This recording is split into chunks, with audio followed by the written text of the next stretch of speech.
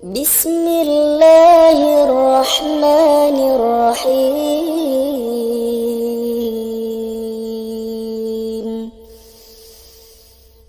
الحمد لله الذي أنزل على عبده الكتاب ولم يجعل له عوجا قيما لينذر بأسا شديدا من لدنه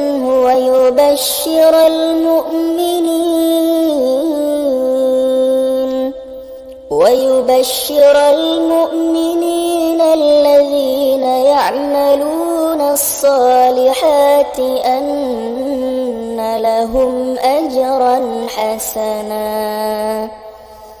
ماكثين فيه أبدا وينذر الذين قالوا اتخذ الله ولدا ما لهم به من علم ولا لآبائهم كبرت كلمة تخرج من أفواههم إن يقولون إلا كذبا فلعلك باخع نفسك على آثارهم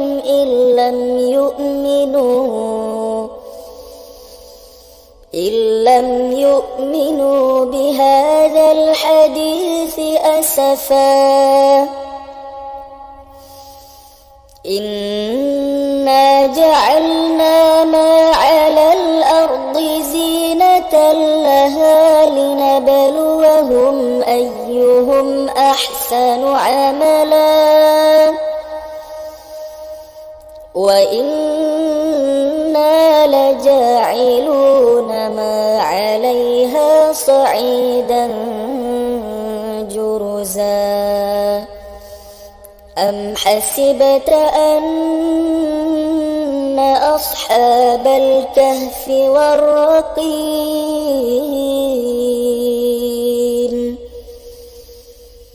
كانوا من آياتنا عجبا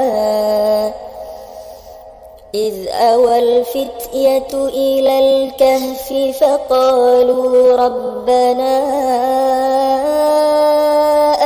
آتنا من لدنك